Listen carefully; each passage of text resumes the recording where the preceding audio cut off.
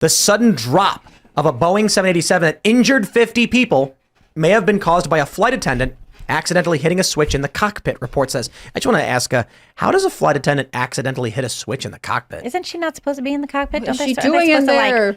Right? Aren't they supposed to lock those doors? I don't want to imply impropriety here. She was just bringing them coffee. I think we should. Let's all assume she imply impropriety. You know, she dropped something, was reaching down to pick it up, and then she went up and she realized she missed, and she had to go back down again. Oh. Yeah. And then on the way up, she hit her head on the. Yeah. That's right, and then she hit her head on the controls. I'm kidding, by the way. She's just hanging out. What are you guys doing? She may have just been bringing in That's actually coffee. very plausible, to be honest. I mean, I don't see how you accidentally hit a switch. I mean, there's switches all over on those cockpits that you wonder how they even fly the plane. Or what if it's like the Alaska Airlines guy who was I guess you could fall. Turbulence, you could fall. Your butt hits a bunch of switches. There could be an accident. But what if it's like the Alaska Airlines guy who was like riding whatever the jump seat, and then he all of a sudden was like, I can't do this, ripped his headphones off and like pulled it. Do you remember this story from a little while ago? Yeah, the Alaska Airlines guy. He said he hadn't taken drugs in several hours. He was just having a hard time and hadn't been sleeping. He was the one charged with attempted murder at one point. I thought he was on shrooms pled down. He was 3 days before. I don't know how long it lasts. But I mean,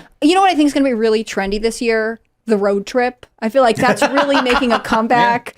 Break out all of your mimetic architecture and your fun billboards. We're not getting on planes this year. I have been I have to travel a lot, and I keep being like, how far a drive is that? I do love my car. I did that recently because it's like when you have to go to the airport and then you're at the airport and you have to go away from the airport. You got to factor in that time. You got to factor in the sitting around time. Depending on the flight length, like you could do like a 6-hour road trip in the same amount of time it would take you to fly somewhere. I just drove 9 hours the other day. I was like, it's totally fine. So my questions on this are, one, does anyone here know, because anecdotally this does seem like it's happening a lot more, but does anyone know like statistically how much more frequently this is happening?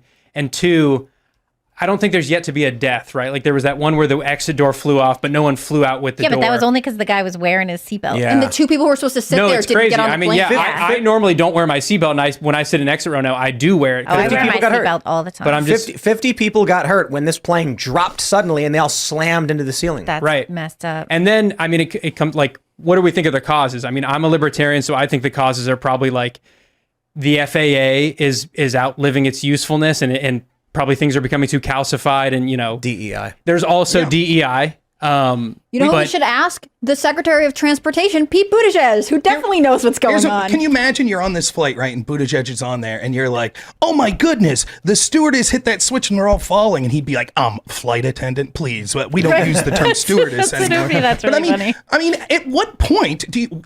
As in general, we don't know specifically what caused each of these, but when we live in a society that no longer rewards competence, and instead we reward sort of victimhood culture, these things are inevitable over time. You're going to see bridges collapse. You're going to see public transportation wrecks. You're going to see airplanes falling apart.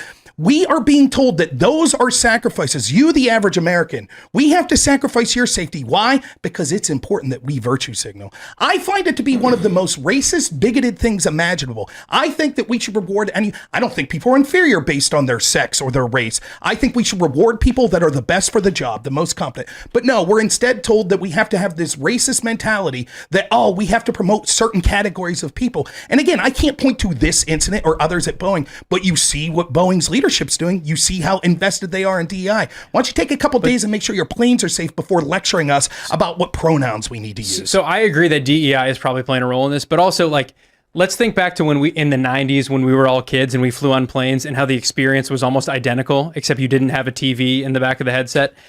To me, I look at it. You don't anymore. Sometimes you don't even have them. No, they're all gone. Those don't exist anymore? Yeah, now you swear I've seen they have them, hooks for your phones. Okay. Yeah. I think they've got both. But the point is like... Depends on your plane.